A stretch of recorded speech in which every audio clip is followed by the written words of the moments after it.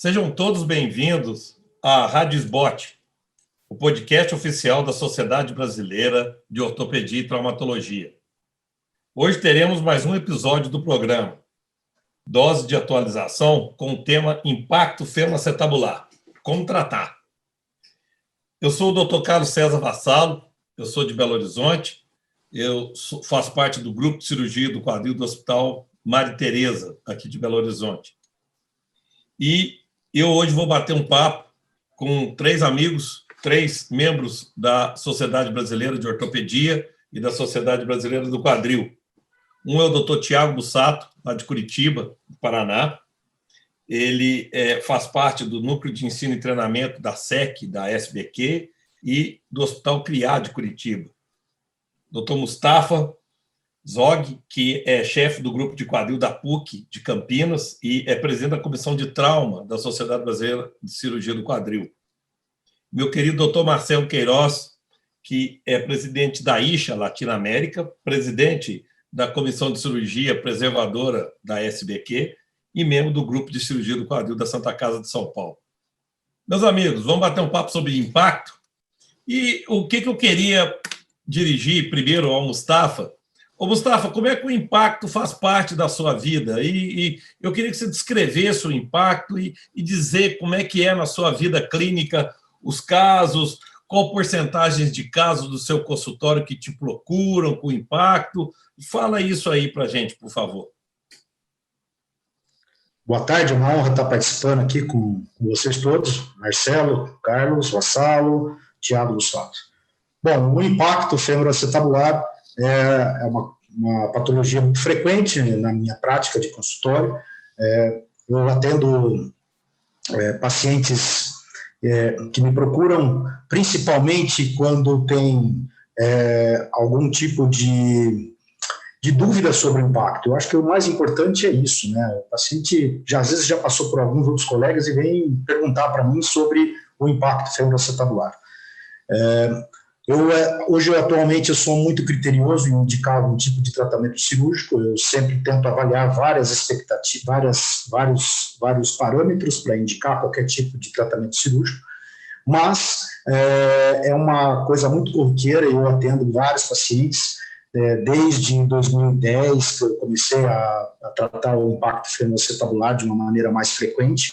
Eu tenho estudado bastante, isso já na minha prática há vários anos. Comecei tratando impacto aberto desde 2003, 2004, 2007 comecei a ter uma curva de aprendizado com a vídeo, e a partir de 2010, basicamente só tenho feito o tratamento videoartroscópico para o tratamento do impacto, quando tem indicação, é claro, né?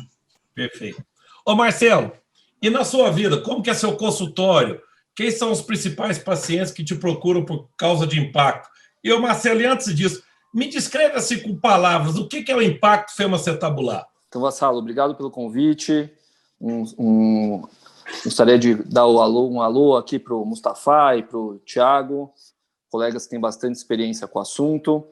E, na verdade, o que eu acho incrível é que, em 2020, ainda uma boa parte dos pacientes que têm me procurado com o diagnóstico de impacto, eles não têm diagnóstico. Eles vêm com queixas difusas ou tratamento que supostamente é de tendinite, ou indicado por fisioterapeutas que falam, olha, esse paciente me foi indicado aqui para fazer um tratamento de um problema X, mas eu acho que não é bem isso, eu gostaria que você avaliasse. Então, assim, a minha experiência é um pouquinho diferente da do Mustafa. Eu acho que os pacientes chegam sem diagnóstico. E é o que eu vejo bastante por aí. Eu acho que esse é um dos principais fatores que a gente deveria disseminar conhecimento diagnóstico do impacto, mais ainda do que de tratamento, né? Então, eu acho que esse é uma opinião aqui inicial que eu gostaria de trazer para os colegas que estão ouvindo. Saibam diagnosticar impacto. Perfeito. Ô, Bussato, tudo bem com você? Como é que vai? Ótimo. Eu já vou te pedir agora, você consegue descrever o impacto para mim com palavras, ô Bussato, e também falar como é que é a sua vida clínica com impacto, como é que é seu consultório? Perfeito, perfeito. Em primeiro lugar, obrigado pelo convite, é um prazer estar aqui discutindo entre amigos, né, um tema tão interessante que a gente gosta tanto, né?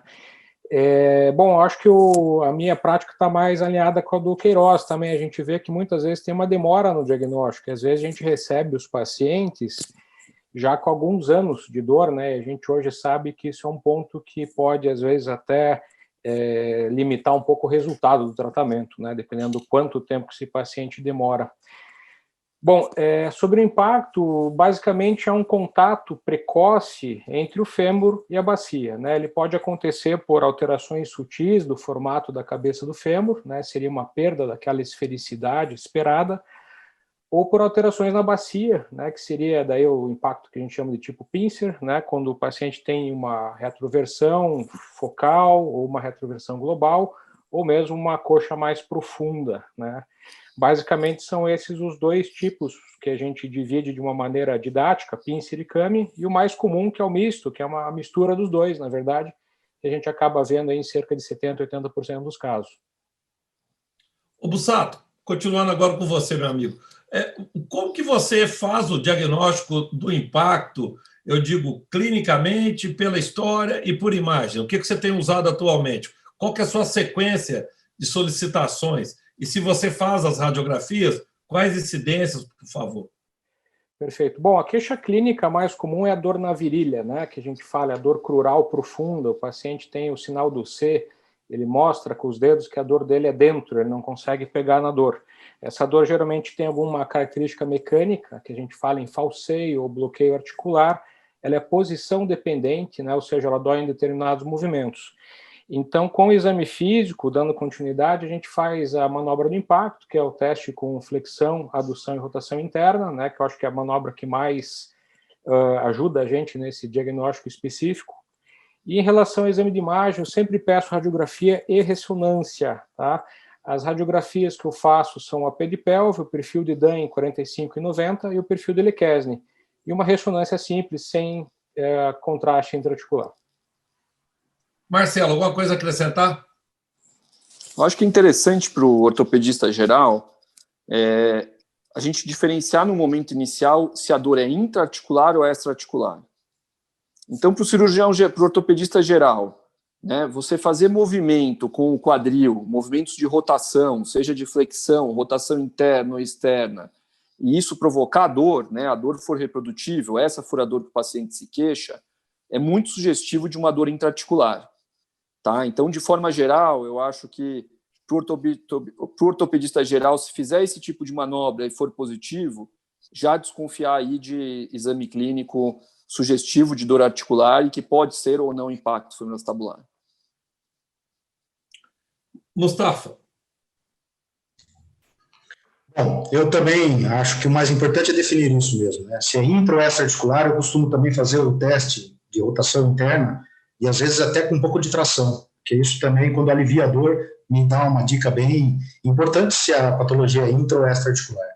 E isso é muito importante na minha prática diária.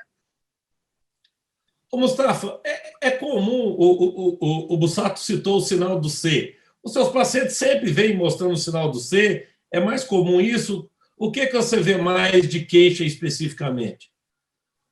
Bom, o sinal do C, quando tem, é bom, é um indicativo muito grande de que tem uma patologia intraarticular. Isso me guia bem, mas nem sempre é isso que acontece. Às vezes você tem dor em outras regiões, tá? Tipo na sacroiliaca, na síntese pública, às vezes indo para o joelho. E o importante é que às vezes essa dor é causada por falta de movimento, né? Que também fala a favor do impacto. E isso é importante você conseguir definir isso, né? E eu acho que é importante a gente pontuar esses pontos também. Isso que você está falando são os sinais indiretos do impacto, né? Poderíamos assim dizer. Ô Marcelo, você também que trata alguns atletas, o atleta quando tem dor no pubis, você também investiga impacto? Ou se o seu paciente que não é atleta, se tem dor na sacroiliaca, você investiga impacto? Isso tem importância na sua avaliação clínica, Marcelo? Então, Vassalo, acho interessante complementar o que o Mustafa falou. A variação de apresentação é muito grande do impacto. Tá? Então, essa história de ter sinal em C, a dor sanguinal, ser reprodutível com manobra de flexão, adução, rotação interna, nem sempre é assim. Né? Então, a gente tem uma variedade de apresentações aí muito amplas do impacto femoroacetabular. Tá? Então, assim, tudo que gera bloqueio do quadril, ou seja, se o paciente tem um bloqueio, um CAMI muito grande que gera bloqueio, isso pode gerar repercussão na sínfise púbica, pode gerar repercussão na sacroiliaca, na região lombar baixa. Então, um cirurgião de coluna, por exemplo, ele tem que examinar quadril. O cirurgião de quadril tem que examinar coluna, né? Então, a gente está falando aqui para uma audiência de ortopedistas gerais. Eu acho importante isso, é você ter uma noção de que o quadril e a coluna trabalham muito em conjunto, né?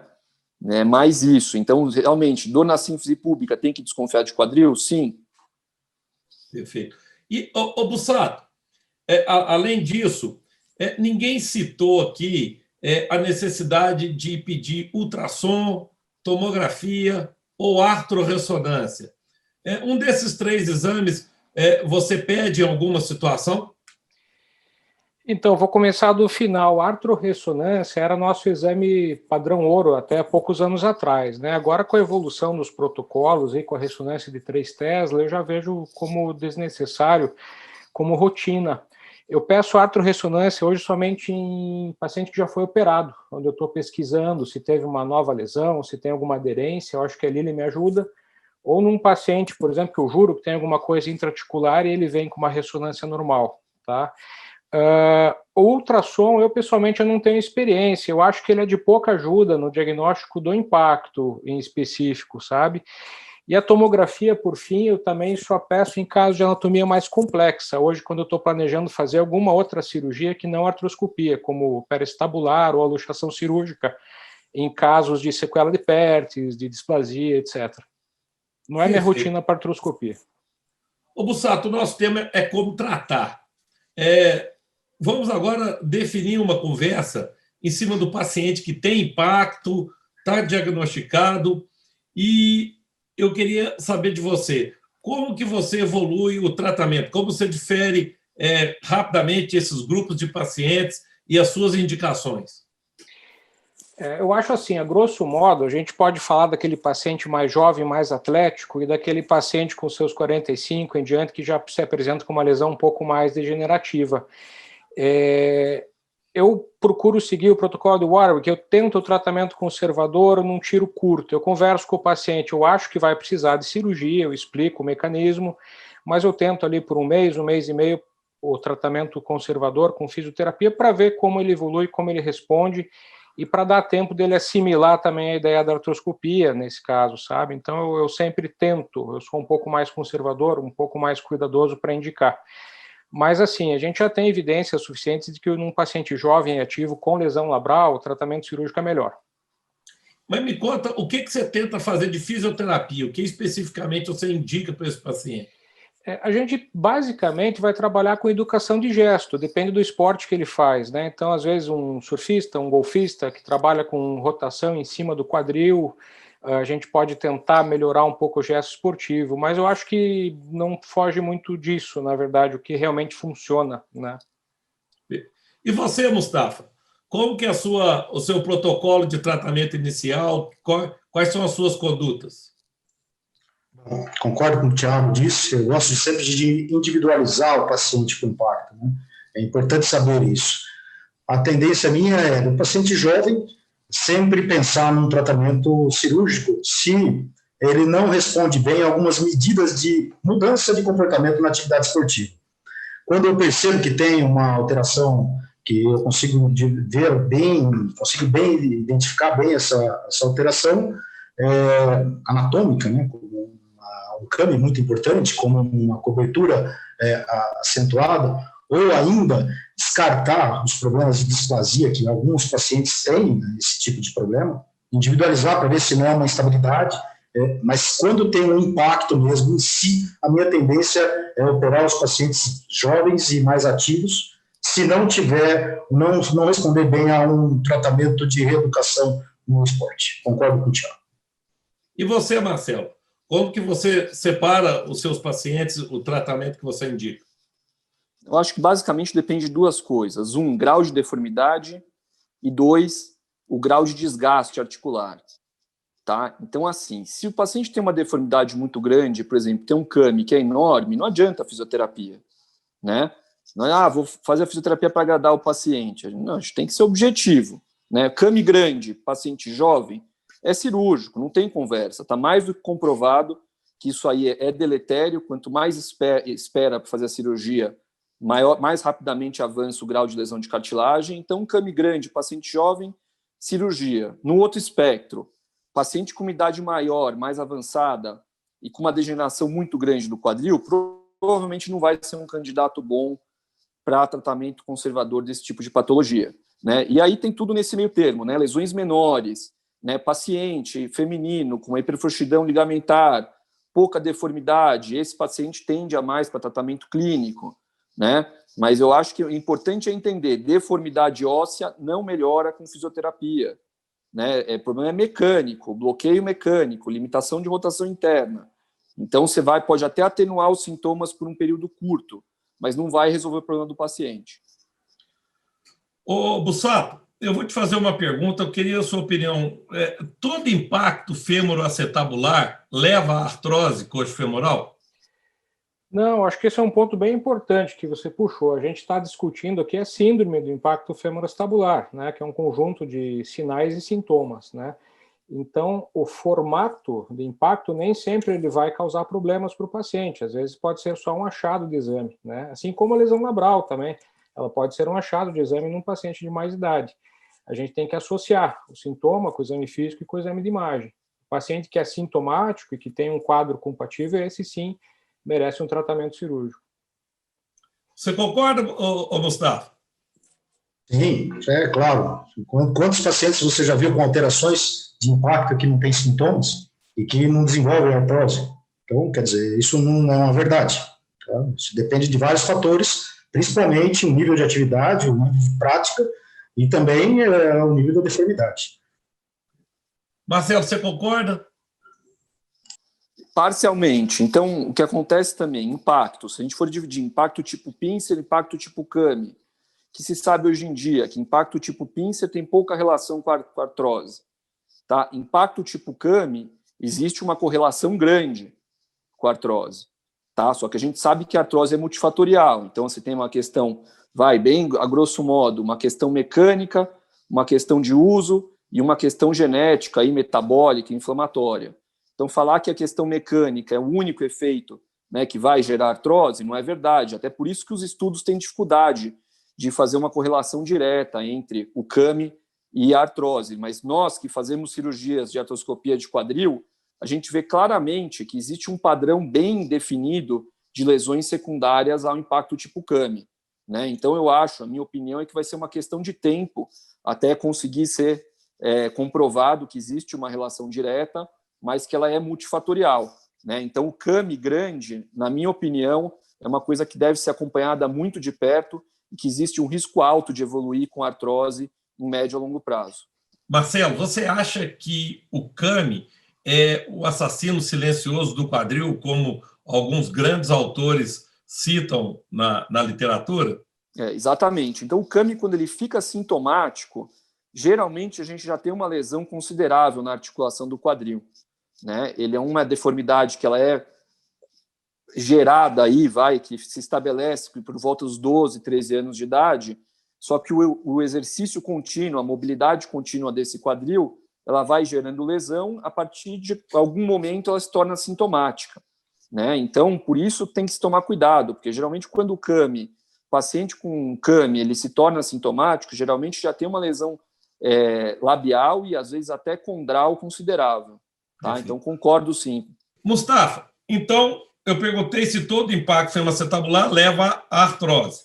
E eu agora te faço uma outra pergunta. O impacto fêmuro-acetabular é uma das principais causas de artrose do quadril? Eu não tenho dúvida disso, né? Eu não tenho dúvida que é uma das principais causas, né? Principalmente pacientes jovens, né? Isso é fato. Quadril sintomático com imagem importante, principalmente do CAMI, ele é, sim, com certeza. E existe alguma medida numérica do CAMI que você prefere interferir cirurgicamente? Existe alguma idade até que você opta pelo tratamento cirúrgico? E também existe algum tipo de atividade física que esse indivíduo faça que te leve a indicar a cirurgia nesses casos de impacto?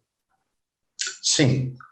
Came grande que você consegue ver no raio-x, eu acho que é importante. Consegue ver no raio-x simples, tá? Isso é uma coisa que eu gosto de me guiar. Mas o mais importante é ter mesmo uma sintomatologia, tá? Porque também operar quadril assintomático só por causa do came grande, independente do tamanho dele, eu acho que não é uma coisa que eu gosto de fazer e eu não aconselho. Mas valor numérico, um came acima de 55 graus do gânglio alfa, eu acho que isso é importante. Às vezes, came com 60 graus do ângulo alfa, eu já gosto de indicar sim, principalmente em paciente jovem, abaixo dos 35 anos de idade, eu acho que o resultado é muito bom. Principalmente em pacientes que fazem muita atividade de rotação, né, do quadril. Paciente que gosta de jogar, que joga futebol, que pratica atividade, que tem muita rotação do quadril, eu também acredito que ele se beneficia muito com isso. Tiago, você também concorda que o impacto é uma das principais causas de artrose? E nesse mesmo assunto, você tem medidas geométricas específicas, indicações específicas para o tratamento cirúrgico? Perfeito, eu concordo com a primeira frase, sem dúvida. Eu acho que o que a gente chamava antigamente de artrose idiopática, com certeza, muitos casos eram causados por impacto femoroacetabular. Esse é um entendimento que a gente já conseguiu consolidar. Em relação a números também, o alfa acima de 55, ele já foi também demonstrado que esse alcance sintomático, né? Parece que abaixo desse valor nem sempre ele causa sintomas, mas eu acho que mais importante do que as medidas, que tem inúmeras que a gente pode fazer na radiografia, é realmente a avaliação do sintoma, a avaliação do exame, né? Ver o que está realmente causando a dor do paciente. Continuando com você, vamos dizer que a gente, então, indique um tratamento cirúrgico para esse paciente com ângulo alfa acima de 60, mais jovem, com sinais clínicos de dor, ou seja, aquele paciente que tem os 3 sinais, tem a história positiva, o exame clínico positivo e o exame de imagem positivo. E vamos falar que ele também tenha mais do que 6 meses de dor. Como que você trata cirurgicamente esse paciente? Você prefere vídeo-artroscopia, via aberta? Perfeito. Na minha rotina, o que a gente mais faz é artroscopia mesmo, né? A gente reserva a cirurgia aberta, basicamente, hoje em dia, para sequela de PERTS, né, que a gente precisa fazer o alongamento relativo do colo, ou para epifisiólise grave, né, grau 3, ou eventualmente para displasia, para fazer uma ostomia na pelve. Mas o meu carro-chefe é a artroscopia, sim. A gente trata, a minha técnica de preferência de fora para dentro, outside in, né? A gente teve essa escola aqui no Paraná e basicamente acho que é essa divisão que a gente faz. Eventualmente, no sistema público, como a gente não tem acesso aqui à artroscopia, a gente usa o mini-open anterior pelo intervalo de Ritter.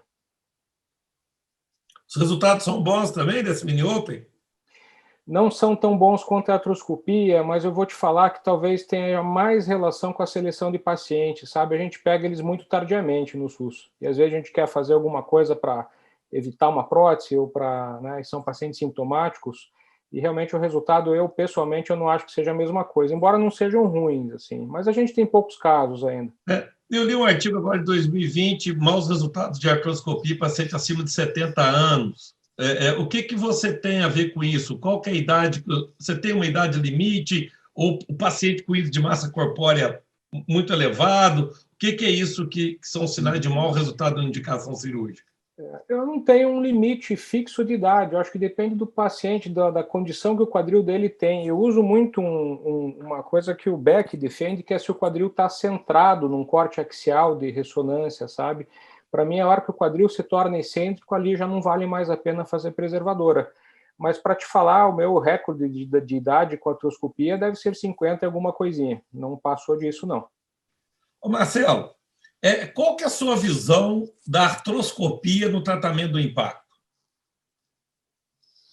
Bom, Vassalo, eu acho que o tratamento do impacto teve uma evolução muito grande, né? Eu tive a oportunidade, em 2008, de fazer um estágio na Suíça, onde eles faziam ainda tratamento aberto, né, de impacto, e, ao mesmo tempo, fazer estágio nos Estados Unidos, onde estavam já com desenvolvimento razoável de técnica artroscópica.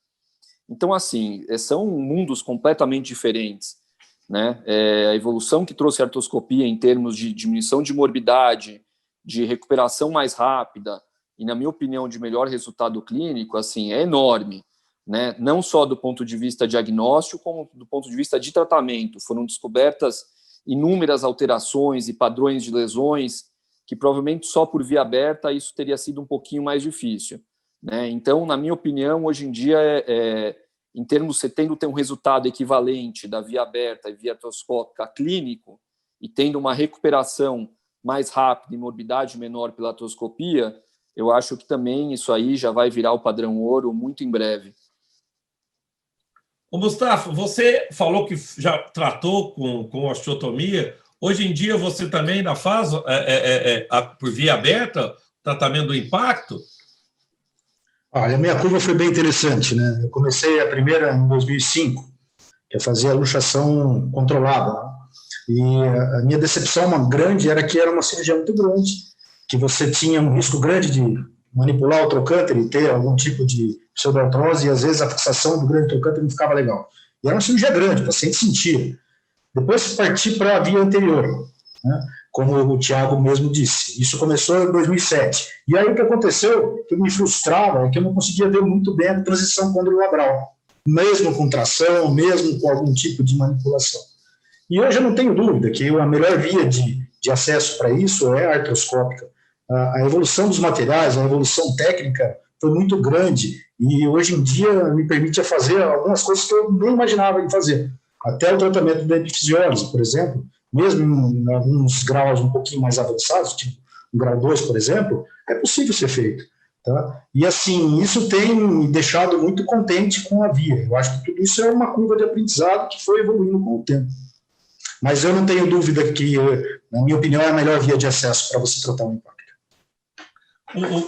A conversa, quando é boa, passa rápido, né? Eu queria, Mustafa, que você me desse assim, uma visão global muito rápida aí do impacto, o aconselhamento para os nossos colegas ortopedistas, os cuidados que ele deve ter na indicação. Quais são os conselhos que você passa para o colega do diagnóstico ao tratamento do impacto?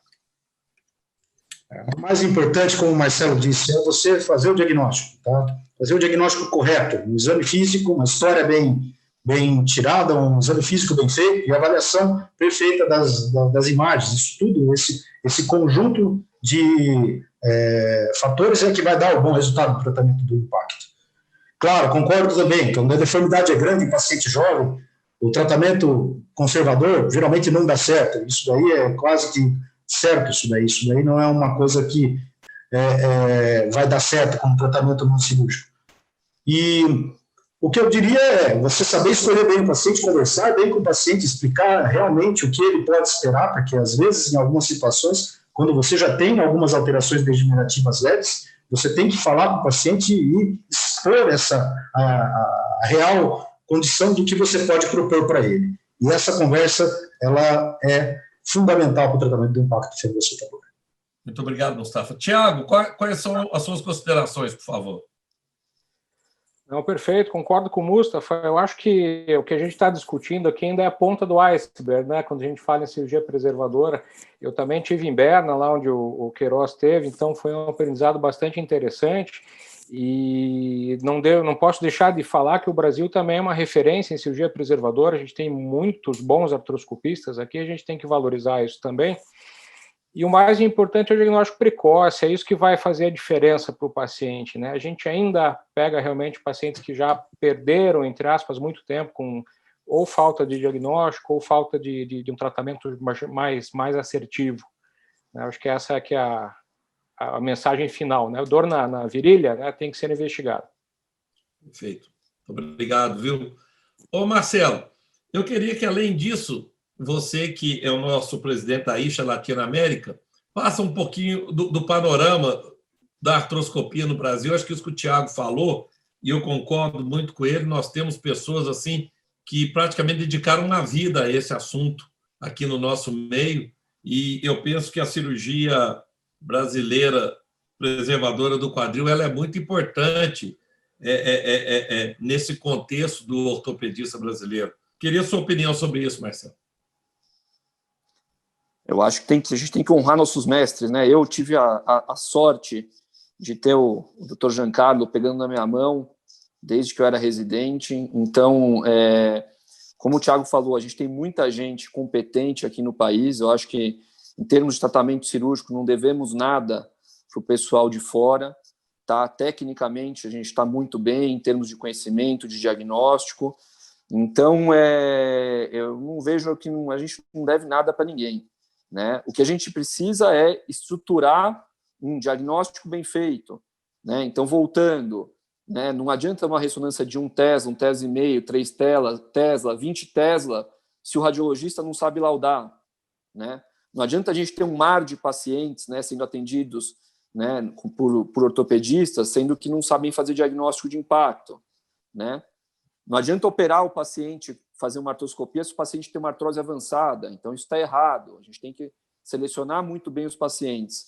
E outra coisa que a gente não teve tempo de conversar aqui é reabilitar eles de modo adequado, porque uma reabilitação ruim pode acabar prejudicando o resultado de uma cirurgia. Então, é uma coisa assim, uma conversa aqui para dias de conversa. Não é agora que a gente vai esgotar esse assunto, mas eu acho que foi muito produtivo aqui, agradecer o convite e poder dividir esse tempo aqui com colegas tão ilustres, competentes. Eu tenho que agradecer a todos os senhores, dizer que a gente aprende muito quando conversa com gente competente, dizer como é bacana a divisão do conhecimento dos senhores e sei de tudo que é a dedicação de vocês ao assunto. A Sociedade Brasileira de Ortopedia agradece a participação de vocês, em especial a SEC, presidida pelo Dr. Francisco Carlos Salles, e vocês acabaram de ouvir mais um episódio da Rádio SBOT, podcast oficial da Sociedade Brasileira de Ortopedia e Traumatologia. Todas as edições estão disponíveis no site www.sbot.org.br e também nas principais plataformas de streaming. Nos vemos no próximo episódio. Até lá e muito obrigado a todos.